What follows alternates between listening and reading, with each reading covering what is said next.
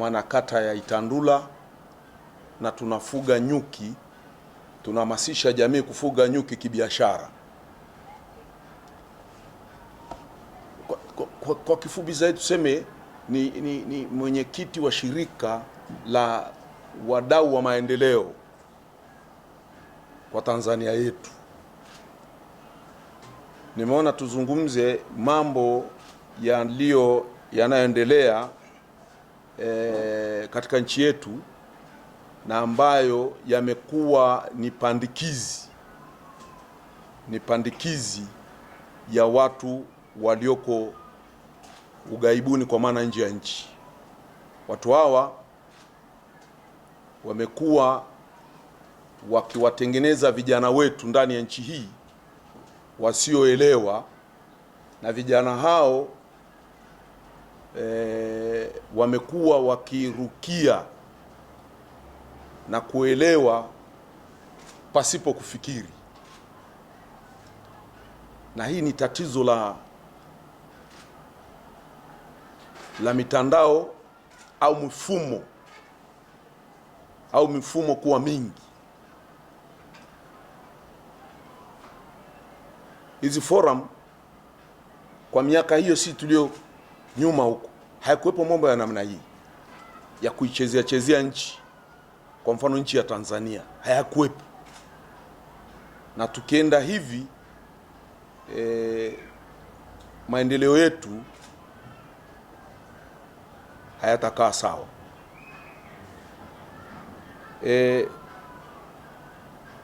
Tunachotakiwa mimi na wananchi wenzangu wakiwemo vijana, kuilinda amani ya nchi. Kuilinda amani ya nchi ni pamoja na mali zilizomo na tunu za kitaifa.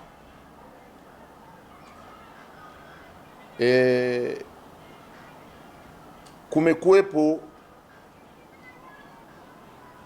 na uhamasishaji mkubwa, hasa mitandao ya kijamii kutokea Marekani, kutokea hapo Kenya, yanatoka Marekani inakuja Kenya, alafu na kutaka kuhamisha matatizo yaliyoko pale Kenya yaje hapa kwetu. Ni jambo ambalo halikubaliki, na kila mtu ndani ya nchi hii kwa sasa anaishi kwa hofu. Mtaona watu wengi wamesafiri kwenye jiji la Dar es Salaam kurejea mikoani na kwingineko. Sio utamaduni wetu. Sio utamaduni wetu kwa sababu tulikotoka sisi tulikuwa tunafanya kazi vizuri, tulikuwa tunafanya kazi kwa staha yenye heshima, na dini zote tulikuwa tunaheshimiana. Lakini leo dini nyingine inajionyesha ni kubwa zaidi kuliko dini nyingine, na Tanzania haina dini. Na mkumbuka Mwalimu Nyerere kuambia katika mikutano yake, alisema Tanzania haina dini. Watu wakashangaa, kwa sababu wewe ukishaapishwa ukawa rais, huendi kusimamia dini, unakwenda kusimamia maslahi mapana ya nchi, na wewe ndio amiri jeshi mkuu. Na Rais Dr. Samia Suluhu Hassan anayaishi hayo, anayasimamia hayo kwa nguvu zote. Lakini wako watu wanambeza na kumuona ni mama ambaye hayaishi, wakati sisi tunaona tukilinganisha na tulikotoka. Nchi imetulia, tumeendelea kuwa na marafiki wengi, lakini kuna watu wajanja waliofilisika kwenye akili zao, wanakwenda kupeleka maneno mabaya kwenye kuivuruga amani kwenye Umoja wa Mataifa.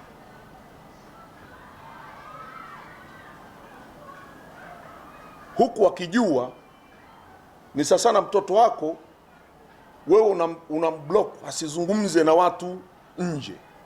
Huwezi kuleta maendeleo kwenye nyumba yako. Sasa wamekazana na hilo, wamekwenda Umoja wa Mataifa, wamekwenda kuzungumza ya uongo, ya uchochezi, ya ufitinishi, lakini wameshindwa. Sasa wamerudi kwenye mitandao ya kijamii. Mitandao ya kijamii inatumika vibaya. Tufike mahala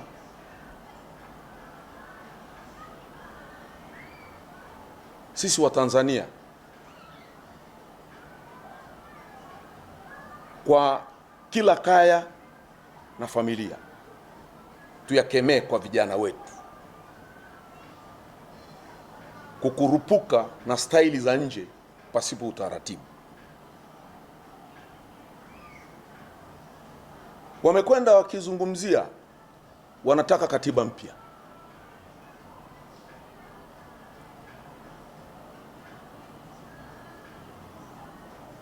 Katiba mpya ninavyojua mimi, katika ushindanishaji wa vyama vilivyogombea urais vilikuwa 17, akapatikana rais mmoja madhubuti kuliko wengine. Kwa sababu nafasi ya urais, ndugu zangu, sio nafasi ya urais, sio ya kujaribu. Haijaribiwi. Huwezi ukachukuliwa tu hivi hivi. Wako watu wengine wanasema eti wale waliogombea walisaidiwa tu wakapelekwa pale. Walijichuja wenyewe, wakaingia kwenye ulingo na wakachujwa na Watanzania wote, tukamwona huyu anafaa kwa sababu aliweza kusimamia wakati wa Dr. John Pombe Magufuli, baada ya Dr. John Pombe Magufuli kuondoka, alipofariki. Huyu mama alimpokea, miradi ya kimkakati inasonga mbele. Bandarini hapo wakazuka tena hao wachochezi uchwara, mimi nasema wachochezi uchwara, wakasema kwamba bandari imeuzwa na majengo mengine yameuzwa. Bandari niwaambie haijauzwa, imekodishwa. Na mapato ya bandari, kwa investigation yangu ya ndani, vijana wale wanaosimamia ile bandari, mapato sasa hivi yako mara 4 zaidi ya pale alipoondoka Magufuli. Kwa hiyo hii pandikizi si salama ya kuleta afya katika nchi. Na mimi binafsi naridhika kwamba haya ni mambo ya watu wasiotupendea mema katika nchi, ambao ni washindani wetu, wanawatumia Watanzania kuvuruga ili hapa sisi tusielewane. Nasema Rais Dr. Samia Suluhu Hassan tumunge mkono kwa nguvu zote, amalize kipindi chake ambacho mimi nakiona kina mafanikio makubwa ukilinganisha na sehemu zingine, sehemu tulizotoka huko nyuma. Watu, kwa nini nasema sehemu tulizotoka huko nyuma? Tulikuwa tuzungumze, yani ulikuwa ukitaka kuzungumza jambo ulikuwa unaogopa. Sasa hivi hatuogopani, tunazungumza. Ulikuwa unaweza kuzungumza wakati huo alafu unashughulikiwa, lakini sasa hivi hilo jambo halipo. Lipo jambo lingine linapandikizwa, watu wanapotea, watu sijui wametekwa. Huu ni uongo mtupu. Ni namna ya kumbomoa na kumzoofisha. Watanzania tusikubali mambo haya. Ni mambo ambayo katika utamaduni wetu hatujayazoea. Lingine, wanafanya hizi taharuki. Mtu asipofanya biashara Kariakoo, ukienda Kariakoo sasa hivi maduka mengi yamefungwa, watu wameondoka. Taharuki maka mtu anapofanya biashara si anatoa receipt kwenye TRA, maana ni fedha zinaingia. Sasa biashara zinasimama, serikali inashindwa kukusanya mapato. Na ni kwa nini, tujiulize sisi wa Tanzania tuliozoea utamaduni wetu, kipindi tunachoelekea ambacho ni cha mwezi wa 7, tarehe 7 mwezi wa 7 ni 7/7, na mgeni rasmi katika shughuli ile rais wa Msumbiji. Kwa nini, kama huu sio uhuni wa kutudhoofisha wa Tanzania, kuna mgeni anakuja, kuna shughuli ya kitaifa ya kuwaleta wafanyabiashara pamoja, sisi ambao na vijana ambao wanatafuta ajira, wakaone makampuni yaliyowekeza pale, waweze kushirikiana na makampuni yao kuanzisha investment katika nchi, ili waweze kuipata kipato, walete tafrani ya namna hii.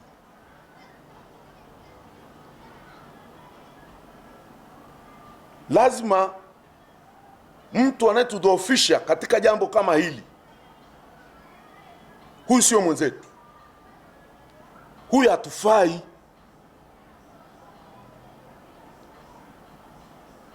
Na hiki wanachomzungumza Rais Dr. Samia Suluhu Hassan kwamba tukimtikisa atajiuzulu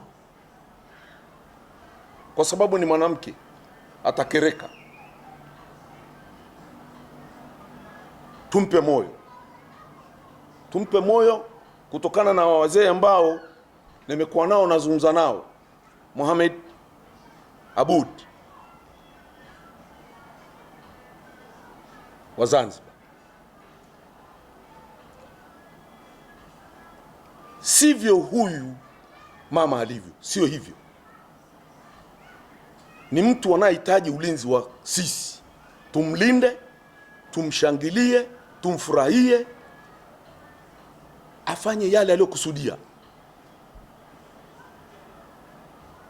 Wako watu huko wanasema miradi haiendi. Sasa treni imeshafika Morogoro, treni inakimbilia Mwanza, bomba la mafuta kutoka Tanga kwenda Uganda linakwenda, ndege zinakwenda. Amekwenda Urusi, amepokelewa. Kupokelewa kwake kule Urusi ni Tanzania imepokelewa, yako manufaa yanayekuja. Ndege itatoka Dar es Salaam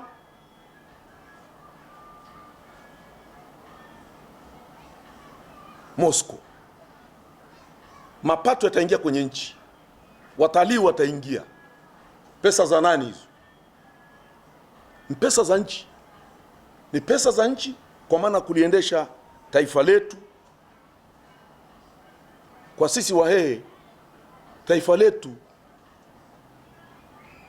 na mipangilio yake chini ya Dr. Samia Suluhu Hassan imepangiliwa kwa luhala na upifu. Tunapata uchungu sana, tunapata uchungu sana. Kama mtu alichaguliwa na watu huku nyuma mnaendelea kuhoji kwamba hakuchaguliwa sawa sawa, hakufanyiwa nini, ameshachaguliwa, huyu ni amiri jeshi mkuu, tuache amalize muda wake. Na ndio maana nasema tuamke kwa pamoja, tuamke kwa pamoja, tuwaone watu wanaozungumza mambo kama haya hawatutakii mema, na tufike mahala tuambie mtu, wewe unayezungumza haya sisi hatukutaki, hatupendezi na wewe.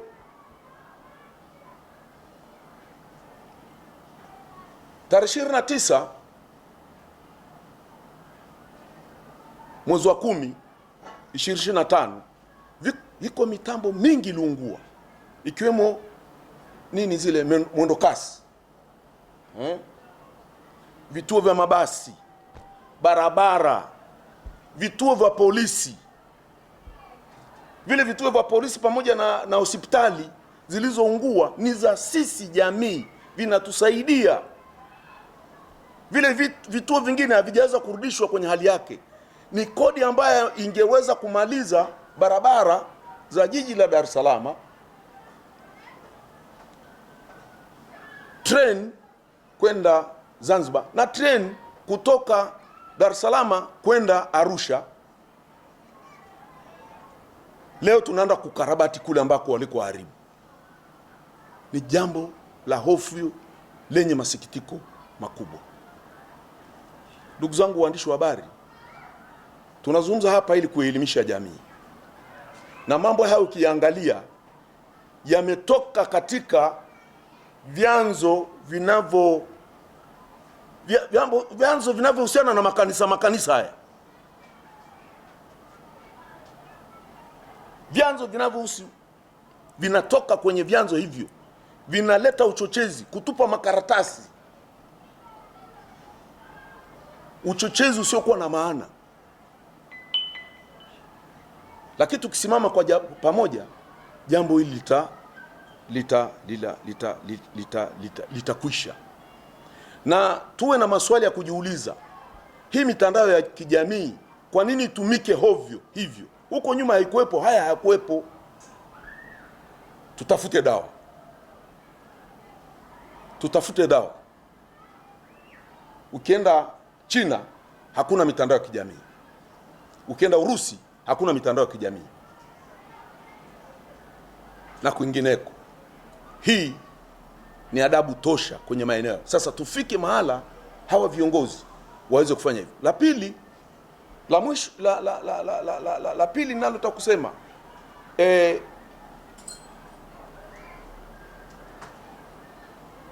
kazi ya siasa ndani ya nchi imeisha. Chaguzi umekwisha na siasa imeisha. Sasa hivi ni utekelezaji. Hii siasa inayobaki ya kwenda kuhutubia katika maeneo mbalimbali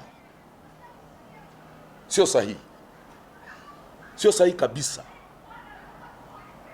Siasa imekwisha, watu wakutane 20-30 kwa utaratibu tuliojiwekea. Tukiruhusu hili, nafurahi bunge litoa kauli kwamba mikutano isimame, ikiwemo vyama vya CCM, vyama vya vingine hivi ambao ndio mfumo wa nchi, kwamba vyama hivi visimame. Maka tumejisaisha hapa, tumejisaisha. Na Mwalimu Nyerere alisema kujisaisha si kosa, lakini kurudia ni kosa zaidi. Hili ndio linafanya watu wanatafuta majukwaa ya kujipa upendeleo. Watu wazungumze maendeleo bwana. Watu wazungumze afya ya nchi. Watu wazungumze nchi yetu inakwenda vizuri. Watu wazungumze tupambane na waizi. Watu wazungumze kusema hii barabara mbona haimaliziki. Watu wazungumze kuna mafuriko. Leo niwaambie hili, kwa mfano hili la kujenga daraja la Jangwani ni mfupa ulioshindikana. Daraja la Jangwani ambalo ile daraja pale la Jangwani zile nyumba zile, nakumbuka wakati wa mzee Mwinyi ilikuwa wanapita na helikopta wanatazama yale mafuriko. Leo suluhisho limetokea, daraja linatengenezwa la juu ili maji yaweze kupita chini na watu wamefidiwa. Tunataka nini? Tunataka maisha, na maisha ndo hayo ambayo ndio yanayotekelezwa na nchi yetu ya Tanzania inayosimamiwa na Rais Dr. Samia Suluhu Hassan. Nampongeza Mohamed Aboud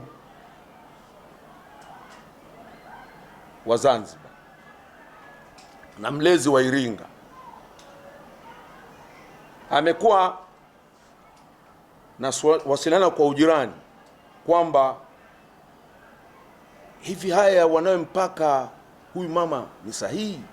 Anasema hapana.